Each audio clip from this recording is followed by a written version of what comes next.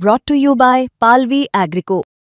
पालवी ॲग्रिको, भारताचा पहिला AI तंत्रज्ञानावर आधारित B2B आणि B2C ई-कॉमर्स प्लॅटफॉर्म. शेतीसाठी जे काही लागणार थेट तुमच्या बांधावर पोहोचणार, मोबाईलच्या एका क्लिकवर. गेल्या 15 दिवसांमध्ये अतिवृष्टीमुळे शेतकऱ्यांचं झालेलं नुकसान हे आपल्याला शब्दात सांगता येणार नाही इतकं आहे. पण शेतकऱ्यांवरचं हेच संकट आता पुढच्या काही दिवसांमध्ये कमी होणार आहे असं म्हटलं जातंय. त्याची दोन प्रमुख कारणं आहेत. ती काय आहेत तेच आपण या व्हिडिओमधून समजून घेणार आहोत आणि पुढच्या 3 दिवसांचा हवामान खात्याने दिलेला अंदाज, पाऊस कुठे कसा पडणार आहे, कुठे अलर्ट देण्यात आलेला आहे, हे सगळं सुद्धा आपण या व्हिडिओतून समजून घेणार आहोत. नमस्कार, मी देवयानी आणि तुम्ही बघताय मुंबई तक. सगळ्यात पहिलं कारण जे आहे ते म्हणजे की साऊथ वेस्ट मॉन्सून विड्रॉल ज्याला म्हणतात ते आता सुरू झालेलं आहे. काही दिवसांपूर्वीच हवामान खात्याने त्याबाबतचा एक मॅप जो होता तो सुद्धा शेअर केलेला होता आणि हळूहळू हा पाऊस जो आहे तो आता कमी होत जाणार आहे असं म्हणण्यात आलेलं आहे.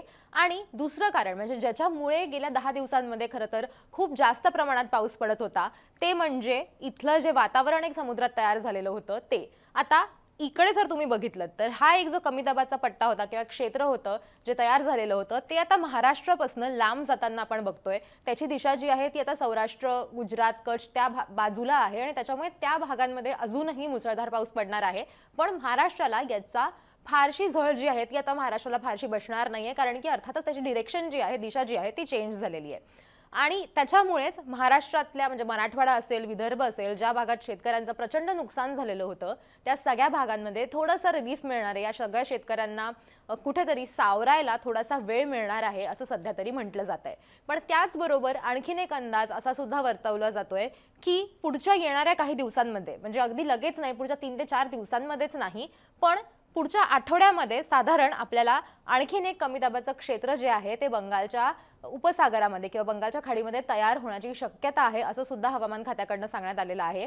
आणि ते इथे जर तुम्ही बघितलं तर हे ते कमी दाबाचं क्षेत्र आहे जे तयार होऊ शकतं असं म्हटलं जात आहे. आणि हे जर तयार झालं तर पुन्हा एकदा महाराष्ट्राला पावसाची झळ जी आहे ती खरं तर सोसावी लागणार आहे. पावसाची झळ मी याच्यासाठी म्हणते कारण पावसाला मराठवाड्यामध्ये खरं तर रिलीफ मिळेल, तिथल्या शेतकऱ्यांना मदत होईल असं म्हटलं जात होतं. पण आता इतका पाऊस झालाय की आता शेतकऱ्यांना सुद्धा हा पाऊस नकोसा झालाय. त्यांचं असं म्हणणं आहे की आता हा पाऊस थांबावा आणि तसंच काहीचं चित्र पुढच्या 3 ते 4 दिवसांमध्ये आपल्याला बघायला मिळणार आहे. पण पुढच्या आठवड्यामध्ये मात्र हे कमी दाबाचं क्षेत्र जे आहे ते पुन्हा एकदा तयार होऊ शकतं असं म्हटलं जात आहे. हवामान खात्याचा हा अंदाज जो आहे तो वर्तवलेला आहे. आणि तसं जर झालं तर पुन्हा एकदा विदर्भ असेल किंवा मराठवाडा असेल इथे पुन्हा एकदा मुसळधार पाऊस जो आहे तो होण्याची शक्यता आहे असं म्हटलं जात आहे. आता पुढचे 3 दिवसांचा काय अलर्ट आहे तो सुद्धा आपण बघणार आहोत. तर मी जसं म्हटलं की थोडासा रिलीफ, थोडासा शेतकऱ्यांना, नागरिकांना सावरण्याची संधी जी आहे ती मिळू शकते असं सध्या तरी वाटतंय. कारण की महाराष्ट्रामध्ये बऱ्याचशा ठिकाणी ग्रीन वॉर्निंग जी आहे तीच दिलेली आहे आणि ग्रीन रंग म्हणजे मुळात कुठलीही वॉर्निंग नाही. मुसळधार पाऊस, अतिमुसळधार पाऊस पडेल अशी चिन्ह नाहीत. फक्त मराठवाड्यातल्या नांदेड या भागामध्येच येलो अलर्ट जो आहे तो देण्यात आलेला आहे. त्याच्यामुळे नांदेडमध्ये पुन्हा एकदा पाऊस पडण्याची शक्यता आहे असं म्हटलं जात आहे. हा 30 तारखेचा म्हणजे उद्याचा अंदाज आहे आणि हा पाऊस जो आहे तो पडू शकतो. नांदेडला येलो अलर्ट जो आहे तो देण्यात आलेला आहे. पण महाराष्ट्रात इतर भागात कुठेही अलर्ट देण्यात आलेला नाही. त्याच्यामुळे कदाचित पाऊस जर नाही पडला तर थोडासा दिलासा जो आहे तो शेतकऱ्यांना मिळू शकतो. पुढचा अंदाज आपण बघूयात. 1 तारखेचा अंदाज म्हणजे बुधवारचा अंदाज जर आपण बघितला तर कोकणातल्या काही भागात म्हणजे रत्नागिरी आणि साताऱ्यातला जो घाट परिसर आहे त्या घाट परिसरामध्ये येलो अलर्ट देण्यात आलेला आहे. त्याच्यामुळे तिथे मुसळधार पाऊस पडण्याची शक्यता आहे किंवा मध्यम स्वरूपाचा पाऊस पडण्याची शक्यता आहे. आणि त्याचबरोबर बुलढाणा, वाशिम, हिंगोली, नांदेड, त्याचबरोबर गडचिरोली, भंडारा, गोंदिया या सगळ्या भागांमध्ये सुद्धा येलो अलर्ट जो आहे तो देण्यात आलेला आहे. त्याच्यामुळे इथे सुद्धा मध्यम स्वरूपाचा पाऊस पडण्याची शक्यता आहे असं म्हटलं जात आहे. पण हा मध्यम स्वरूपाचा पाऊस आत्ताची तिथली परिस्थिती बघता हा सुद्धा त्यांना जड जाऊ शकतो शेतकऱ्यांना. त्याच्यामुळे आत्तापासूनच त्यांनी स्वतःची तयारी करणं हे गरजेचं आहे. तुम्ही जर तुमचं धान्य असेल, पिकं असतील किंवा तुमची जी महत्त्वाच्या इसेन्शियल गोष्टी आहेत त्या तुम्ही आधीच बाहेर काढून ठेवणं, एका सुरक्षित जागी नेऊन ठेवणं आणि मुळात स्वतःची काळजी घेणं हे सगळं अत्यंत गरजेचं असणार आहे. त्याच्यामुळे येलो अलर्ट जो आहे तो बुधवारसाठी म्हणजे 1 तारखेसाठी देण्यात आलेला आहे. 2 तारखेचा अलर्ट काय आहे ते सुद्धा आपण बघूयात.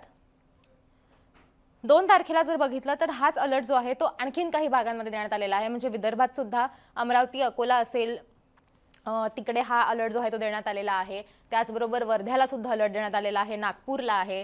त्याचबरोबर रत्नागिरी आणि साताऱ्याचा घाट परिसर इथे हा अलर्ट जो आहे तो कायम ठेवण्यात आलेला आहे. त्याच्यामुळे पुढचे 2 ते 3 दिवस महाराष्ट्रातल्या बऱ्याचशा ठिकाणी जरी अलर्ट दिलेला नसला, ग्रीन रंग जरी दिलेला असला जो आपल्याला इथे बघायला मिळतोय, पण जर हवामानात अचानक काही बदल झाला तर पाऊस पडण्याची शक्यता जी आहे ती आपण अगदीच नाकारू शकत नाही. पण सध्याच्या अंदाजावरती तरी आपल्याला असं वाटतंय की पुढचे 2 ते 3 दिवस शेतकऱ्यांना काहीसा दिलासा मिळणार आहे. पण मराठवाड्यात आणि विदर्भातल्या काही भागांमध्ये 1 आणि 2 तारखेला पुन्हा एकदा पाऊस होण्याची शक्यता जी आहे ती वर्तवली जाते. सध्या तुमच्या जिल्ह्यात काय परिस्थिती आहे ते तुम्ही आम्हाला कमेंट करून सांगा आणि असेच व्हिडिओज बघण्यासाठी मुंबई तकला सबस्क्राईब करायला विसरू नका.